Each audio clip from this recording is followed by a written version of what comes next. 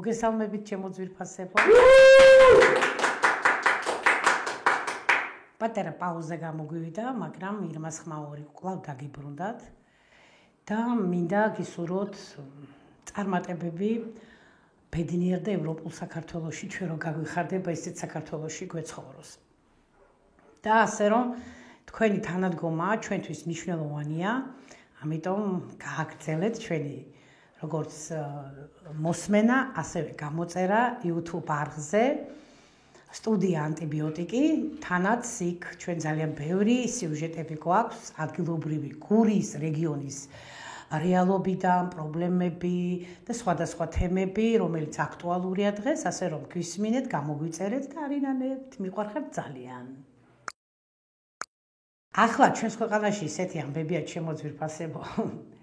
საიდან დავიწყო, კუდიდან თუ თავიდან არ ვიცი რა გამოლებს ამ პრობლემებს, მაგრამ მე მინდა ისეთ რაღაცებზე მიგაქცევინოთ ყურადღება, რომელიც მე მგონია, რომ მნიშვნელოვანია და ეს არის პირველ რიგში ის, რომ მოდი ესეთი რაღაცა ვთქვათ, რომ ქილაში რომ ჩავყაროთ 100 წითელი და 100 შავი ჭიანჭველა და ქილა შევანჭღრიოთ, ეს ჭიანჭველები ერთმანეთს დაესება.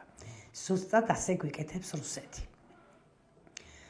ის გვამტერებს, ორბანაკატყობს ქართველებს და იმ მტრობას აგდებს, რომელიც ყოველთვის ცუდ შედეგს გამოიწვევს ნებისმიერი ქვეყნისთვის და ჩვენ ჭკუა ვერ ვისწავლეთ. რა თქმა უნდა, ეხლა რო ვთქვა ჩვენ გარემტერი არა მტერი რუსეთი ყავს შიგნით, ქვეყნის შიგნით და ასრულებს მათ დავალებას. აბა მეტი რა უნდა ეწოდოს იმას, რაც დღეს ჩვენს ქვეყანაში ხდება. რუსული პროპაგანდა აბსოლუტურად ყველგანაა ჩვენთან. ეს იქნება ინსტანციები, ეს იქნება სოციალური ქსელი, ეს იქნება ტელევიზიები, ოჯახები და აბსოლუტურად გაჯერებულია ამ რუსული მოღალატური პროპაგანდით ყველაფერი და ყველაზე დიდი უბედურება რა იცი? თქვენ ის ადამიანები, ვინც ჩვენ გვებრძვით და ამ ხელისუფლებას უჭერთ მხარს, იცით რომ ტყუილია, ხედავთ რომ ტყუილია და მაინც იჯერებთ როგორც სიმართლეს. აი ხედავთ როგორ დაგამონეს, აი ხედავთ როგორ ტვინის გამორეცვა ხდება იმისთვის რომ იცით რომ აი ჩვენ მართავს ვამბობ, იცით რომ თქვენ ხართ ძალიან ცუდ მდგომარეობაში და მაინც ამათ აძლევთ ხმას, მაინც ამათ უჭერთ მხარს, იმიტომ რომ პროპაგანდა მუშაობს ასე. და როგორ მუშაობს ეს პროპაგანდა? ძირითადად ხდება გაშავება იმ ადამიანებისა, სამოქალაქო აქტივისტებისა, მოქალაქეებისა, რომელიც აპროტესტებენ თავიანთ ქალაქებში, თავიანთ რეგიონებში, რუსთაველზე არა აქვს მნიშვნელობა. და ეს ის კატეგორია ყველაზე ღირსეული ფენა საქართველოს მოსახლეობის.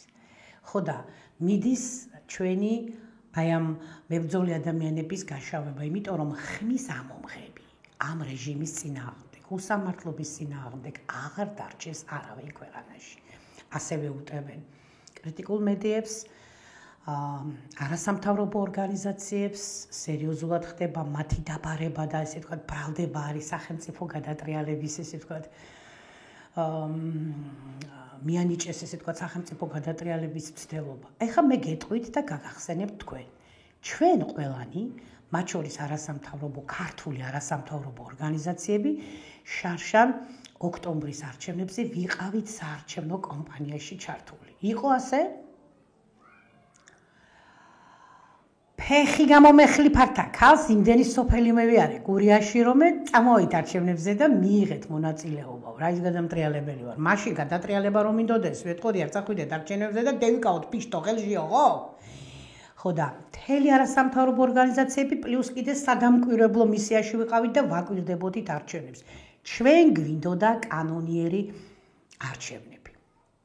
და მოხდა ისე რომ ჩატარდა რუსული სპეცოპერაცია და არჩევნები გაყავდა. ამის მერეც გამოვედით ქუჩაში, რუსული კანონის მიღების დროსაც გამოვედით ქუჩაში. მაგრამ ეს პროტესტი ყველაზე მეტად აფეთქდა მაშინ, როდესაც ირაკლი კობახიძე გამოვიდა და თქვა, რომ ევროკავშირის წევრობა გადადებული ამბავია. და ამან კაცმა გამოგვიყვანა ქუჩაში. დააკვირდით ახლა თქვენ ქალაქებში და თქვენ სოფლებში და რეგიონებში რაფერი გაქრა ევროკავშირის დროშები. ხომ გახსოვთ, დარჭობილი იყო საქართველოს დროშა ევროკავშირის და აჭრელებული იყო ქუჩები. და მაგათთვის რო გეკითხა კოცებისთვის, ღირსებით მიდიოდნენ ევროპაში. ახლა ღირსებაზე ცოტა შორს არიან და წარმოდგენა არა აქვთ რა ღირსება, მაგრამ ვითომ ღირსებით მიდიოდნენ ევროპაში. ყველაფერი გააქრეს. აბსოლუტურად მოხდა უკუსლა ამ პროცესში. ხალხმა თქვეს, არა, არ მივდივართ ევროკავშირში, მიგერეკებით რუსეთში. და ამან გამოიწვია ის საპროტესტო აქციები, მერე მოხდა ჩვენი დარბევა, მოწამვლა, ყავს პატიმრები და დღემდე გრძელდება, ესე იგი ჩვენს მიმართ წინააღმდეგობა, გაშავება და 1000 უბედურება. ესე იგი, ისე წარმოაჩენს იმედი და მათი რუსული პროპაგანდისტული ტელევიზიები, რომ ვითომ ჩვენ ვართ რადიკალები, ვითომ ჩვენ ვართ ტერორისტები, ქვეყნის დამაქცევალი და ქრისტეს ფეხის მკვნეტელი ხალხი.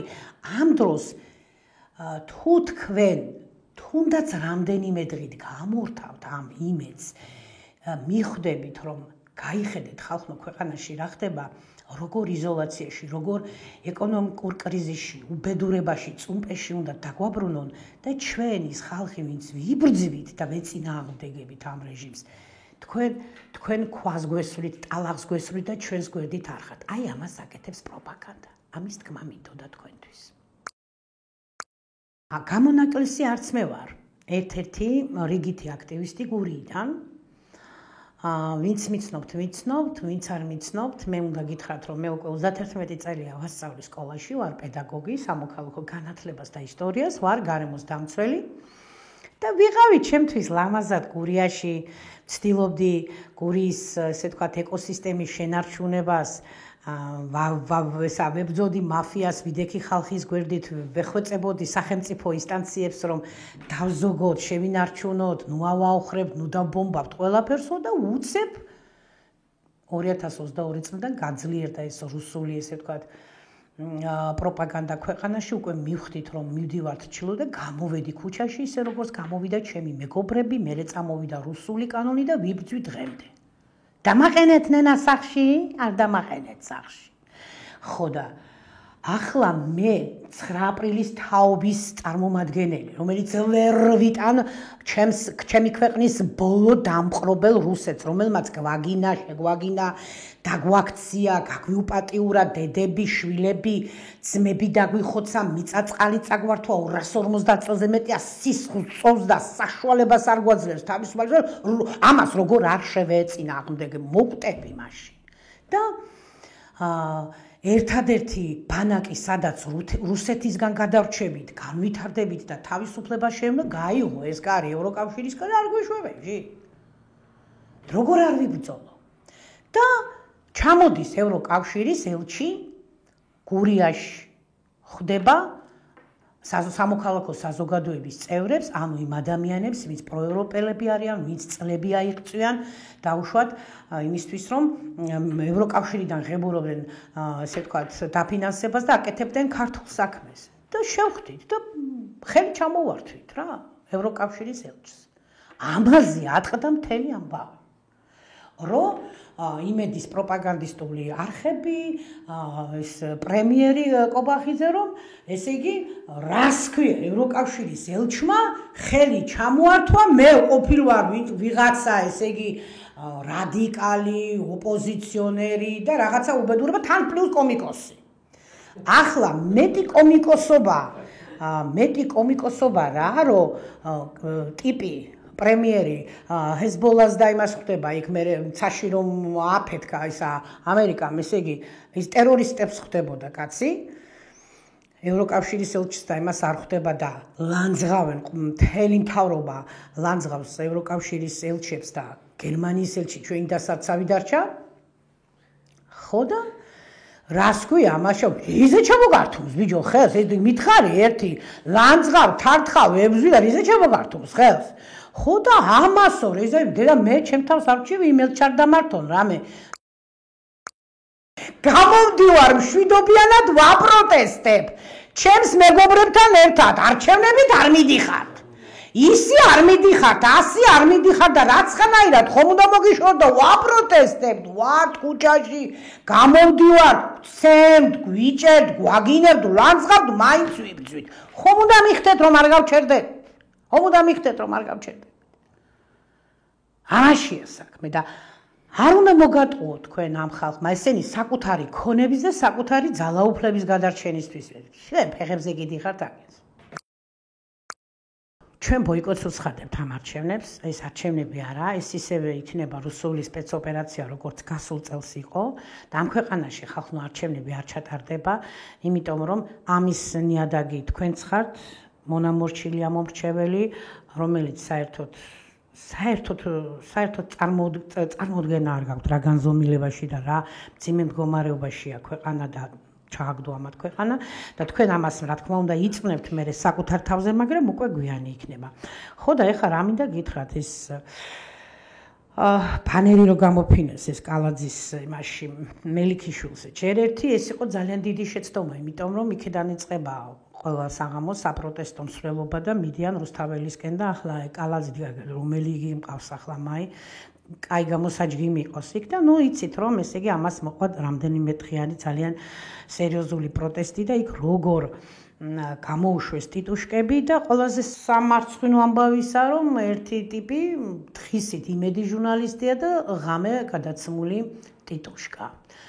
და გამოუშვეს იცით თქვენ როგორი ცემატყება იყო აქ და მერე ოცნების ოფისიდან გამოვარდნენ ხო და ესროლეს რაღაცა უზარმაზარი პოლიციას ხიენ თავში და არავინ არ დაუჟია. ესე იგი დგებუაძე, ესე იგი მზიამაღლობელის ეს შროშიაგინა დგებუაძემ და ინსტინქტურად როგორც ქალი, როგორც ამაყი ადამიანი სილა რო გააწნა, ის ესე თქვათ სისხლის სამართლის დანაშაული იყო და ეს ვიდეო ძალიან კარგად გავცელდა როგორ გაილახა იქ პოლიციელები, მაგრამ იქ ქოცების ტიტუშკებს პასუხი არ მოსთხოვეს. ასეთ უსამართლო ქვეყნისთვის რატომ იმეტებთ თქვენ შვილებს?